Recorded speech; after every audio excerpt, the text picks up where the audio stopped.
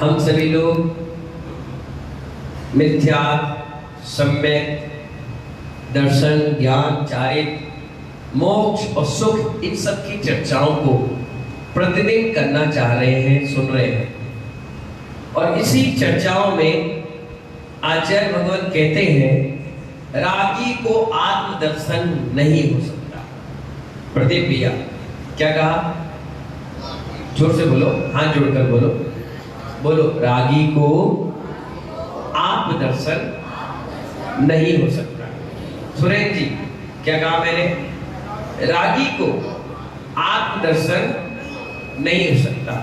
कभी आपने गन्ना चूसा है? सुरेंद्र जी गन्ना चूसा है? बहुत चूसा है। अब चूस पाओगे? अब नहीं चूस पाओगे। रंजित भाई गन्ना चूसा है? संतरा खाया है? मौसम्बी खाई है? खूब खाई, जामुन खूब खाया है।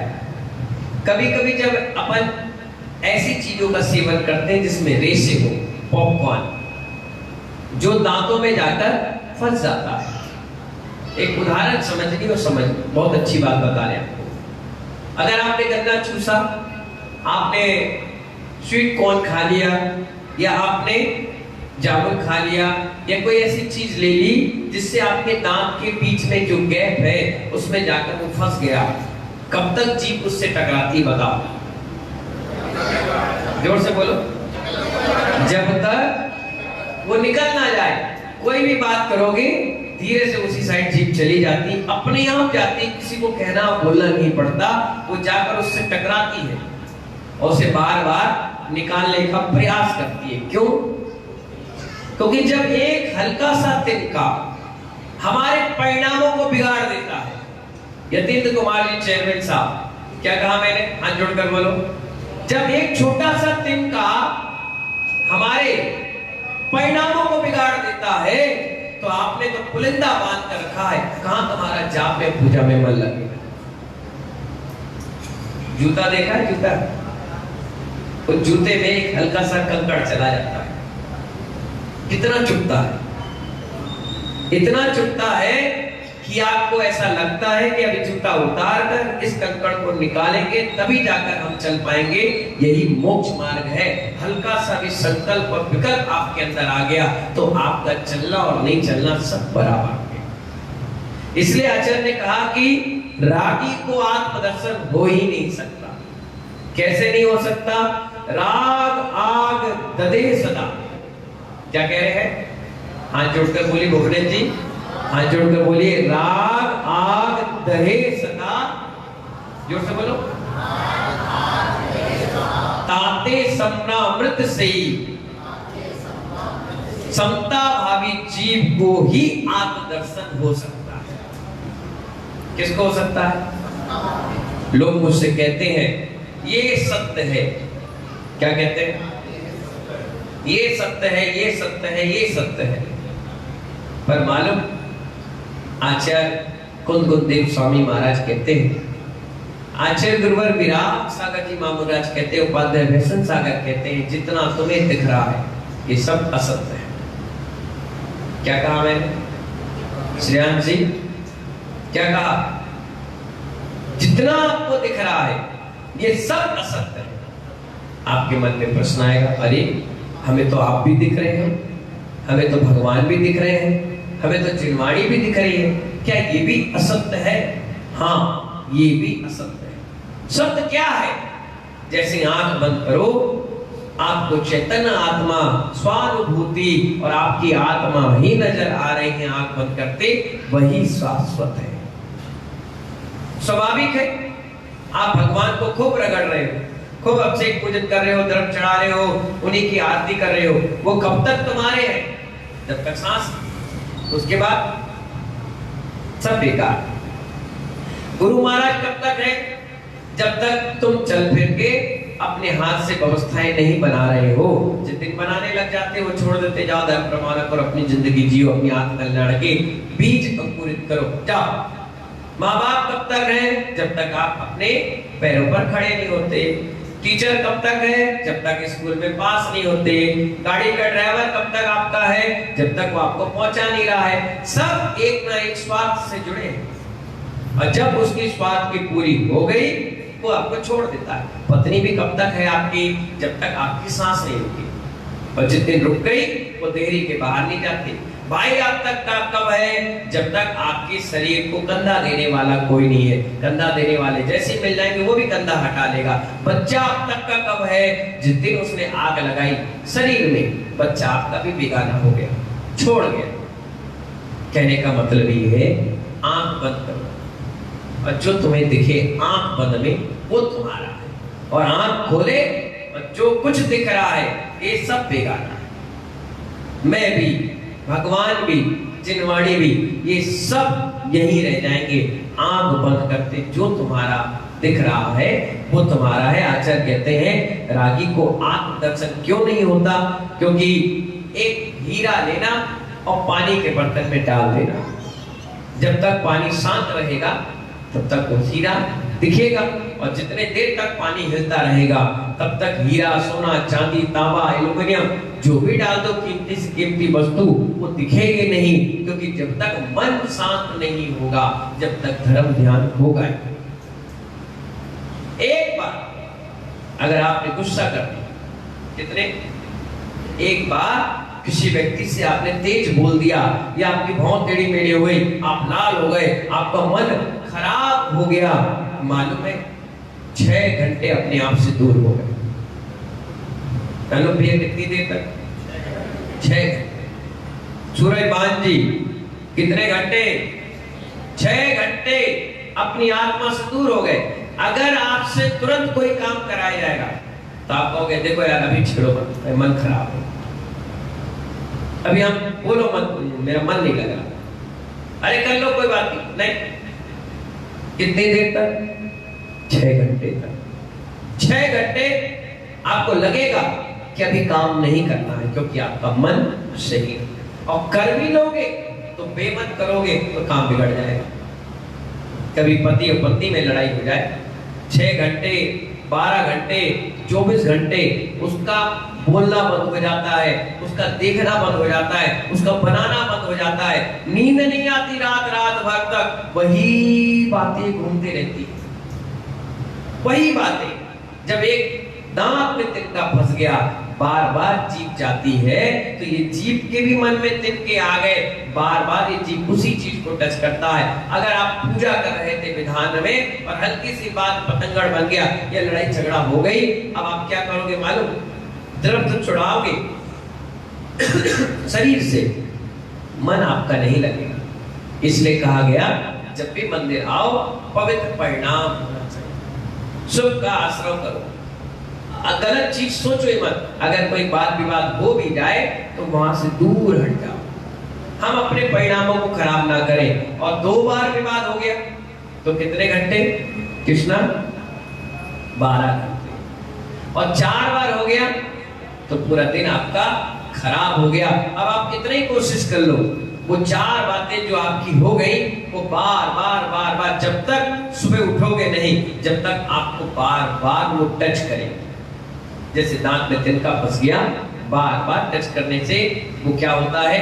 बार बार उपयोग जा रहा है। इसी प्रकार आचार्य भगवान कहते हैं जब तक पानी निर्मल नहीं होगा, जब तक पानी एकाग्र नहीं होगा, तब तक हमें हीरा का दर्शन नहीं होगा।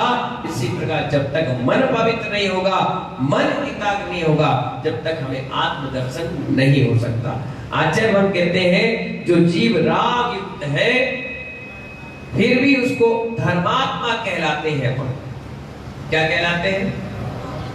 अभी देखना आपके घिरोन में 6 जुलाई से पंचगणाक होगा। कितनी जुलाई से? जोर से बोलो ना, बोलो रेणु जी आजकल आगरा कितनी जुलाई से? तुम्हारे मायके में पंचगणाक होगा। अब आप देखिए आपके घिरोन में पंचगणाक होगा 6 तारीख से, और 5 तारीख से आपके रिश्तेदार आना चालू हो जाएंगे। क्यों संतोष जी, क्यों आएंगे?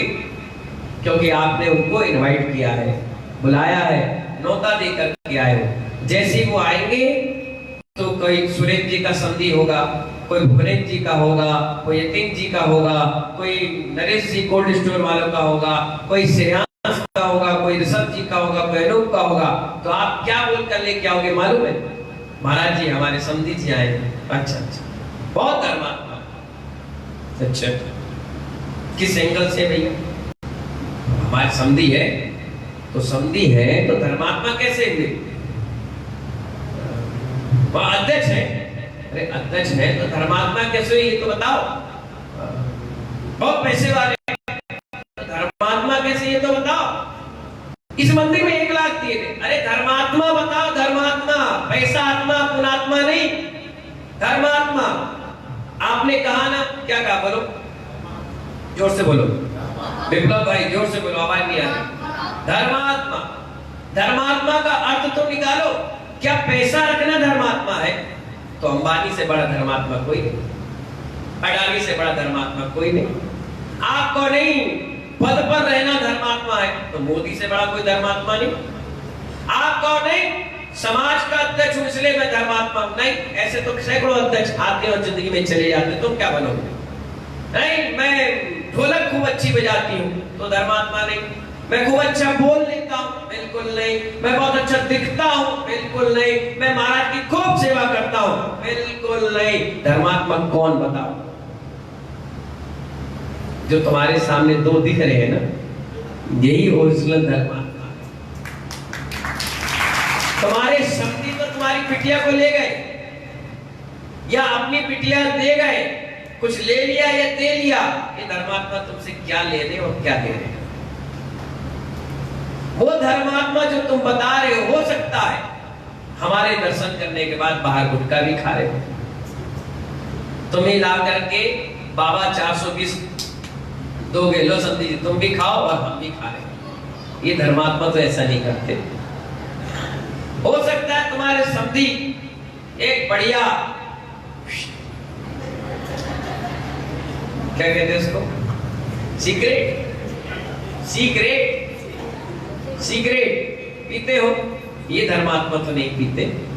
ये धर्मात्मा को आशीर्वाद देते हैं क्योंकि इन्होंने धर्म को अपनी आत्मा में स्वीकार किया। वो पुणात्मा हो सकते हैं, सौभाग्यशाली होते हैं, महाभाग्यशाली हो सकते हैं, लेकिन धर्मात्मा नहीं। अगर शराब पीने वाला धर्मात्मा बन गया तो तिरछी कमटल वाले तो बेकार।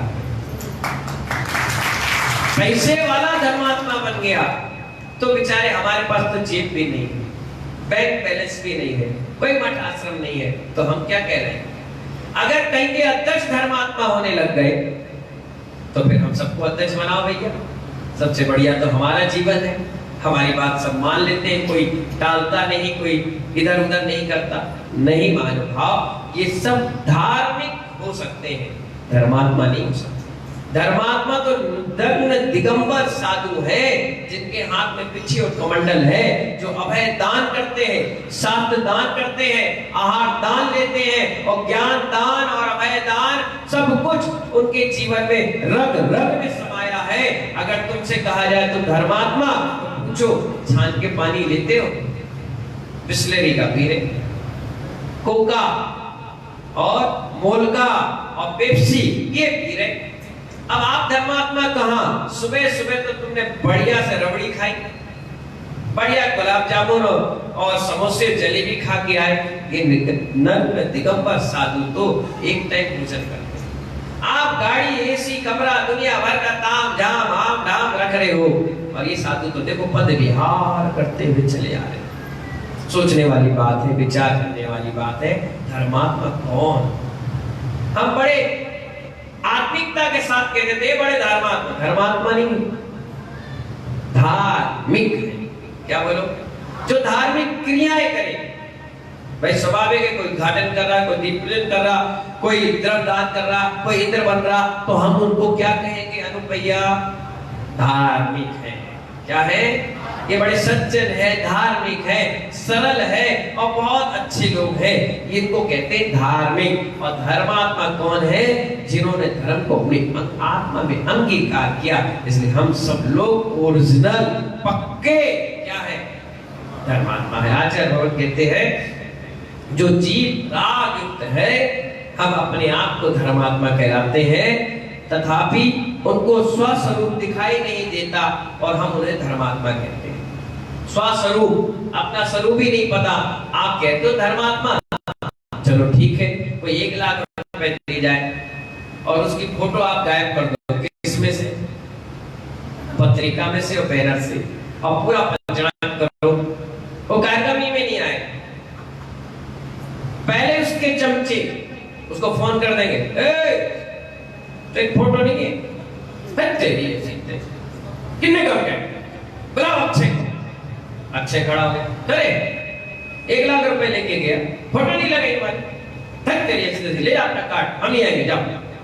अरे भाई साहब देख नहीं जाना तुम्हारा, वापस करो हमारे पैसे। अब वो आया कमेटी से, कह तुमने फोटो नहीं लगाया, तो नाम नहीं दिया, ऐसा नहीं किया, अरे भूल गए, अब क्या करें? हो गए धर्मात्मा, हो गया धर्मात्मा, पता चल गया 2 मिनट में पता चल गया कौन जितना धर्मात्मा और कौन। हो सकता है किसी धर्मात्मा से आपने ध्वजारोहण के लिए बोल दिया, मुहूर्त 8 बजे का है, विप्लव भाई कितने बजे का है? 8 बजे का है, और वो आया 10 बजे, अब क्या करोगे बताओ? बोलो ना, या तो ध्वजारोहण कर लोगे और या फिर उसका इंतजार करोगे। ये धर्मात्मा टाइम से पहुंच गए, वो पैसा आत्मा, दुरात्मा, पापी आत्मा, पता नहीं कौन सी आत्मा है, भटकती आत्मा, जो उपाधि दो वो कम। अब वो आ रहा 10 बजे, अब पंडित जी कह रहे ध्वजारोहण हो गया है, अब भाई सुरेंद्र जी क्या कहा था मैंने 10 बजे आऊंगा, रुक नहीं पा रहे थे। अरे भैया कार्ड में 8 बजे का टाइम था, 9 बजे आ जाते, तुम 10 बजे आओगे, उसके बाद कहोगे रुको। अब भगवान के बाहर रोड पर खड़े रहे, अब विवाद हो गया। अब पता चलता है धर्मात्मा कौन। 8 बजे का टाइम है, 7:55 पे आ जाओ। ये धार्मिक व्यक्ति की निशानी है। भगवान खड़े रथ पर, आप बन गए, आप बन गए सौधर्म, आप बन गए कुबेर, आप बन गए अष्टकुमारी, कोई बने कोई कुमारी बन गए। अब फोन कर रहे, भैया रथ खड़ा है, रुको आ रहे, रुको 10 मिनट रुको। सोचो कितना बड़ा कर्म का उदय है, जो भगवान मंदिर से आकर रथ पर विराजमान हो गए, हम उन्हें रोकने के लिए कह रहे हैं रुको। सोचो विचार करो, नहीं 8 बजे का टाइम है तो 7:55 पे आके खड़े हो जाओ, भगवान का इंतजार करो, तब तो तुम धार्मिक हो। भगवान को इंतजार मत करवाओ, कभी नहीं कराओ। साधु आहार लेता है तो कोई उनको ये नहीं कह सकता कि महाराज जी रुको मैं धोती बदल के आ रहा हूं। क्या कहा मैंने? 1 मिनट रुक जाओ मैं आ रहा हूं, नहीं, कोई मुनिराज नहीं रुकेंगे, वो अपना आहार करेंगे, तुम आओगे तब भी और नहीं आओगे तब भी। भगवान का अभिषेक, अरे 1 मिनट रुको, अभिषेक वो अध्यक्ष जी आ रहे, वो मंत्री जी आ रहे, अरे भैया बहुत बड़ा पैसे वाला उसको आ जाता, क्यों? बोली लेगा वो, और नहीं लेगा तो इंतजार ही करते हैं। नहीं, हम अपने टाइम से अपने डिसिप्लिन से चलेंगे। पैसा वाला होगा तो अपने लिए, भगवान के बराबर कोई पैसे वाला नहीं, भगवान से बड़ा इस दुनिया में कोई नहीं, हमारे गुरुओं से बड़ा इस दुनिया में कोई नहीं। बना रहे पैसा रखे रहे, हमें नहीं चाहिए, हम तो अपने टाइम से व्यवस्थित कार्यक्रम करेंगे। तुम आओगे तो वेलकम और नहीं आओगे तो बेट घर जाओ। हमें अपने काम अपनी व्यवस्थित तरीके से करना है। पिक्चर जब लगती है टॉकीज में, कितने लोग गए होंगे बता लो? वाह, पिक्चर किसी भी हीरो की लगती है तो आधे घंटे पहले पहुंचते हो, क्यों? बोलो ना। कहीं पिक्चर बस में बैठना हो तो 10 मिनट पहले पहुंचते हो, कहीं सीट घिरने गए। ट्रेन पे 15 मिनट पहले पहुंचते हो, क्यों? ट्रेन छूट ना जाए। प्लेन 2 घंटे पहले पहुंचते हो, कहीं प्लेन उड़ ना जाए। मंत्री के पास 12 बजे का टाइम है, 10 बजे पहुंच जाते हो, क्यों? कोई मंत्री छूटकर निकल ना जाए। अब आप सोचिए, विचार करिए, इन सब से हटकर हमारे 3 लोग के नाम भगवान है और हम उनको इंतजार करवाते हैं। धिक्कार है हमारी आत्मा पर। 10 मिनट पहले पहुंचना चाहिए कि कहीं भगवान का आपसे छूट ना है।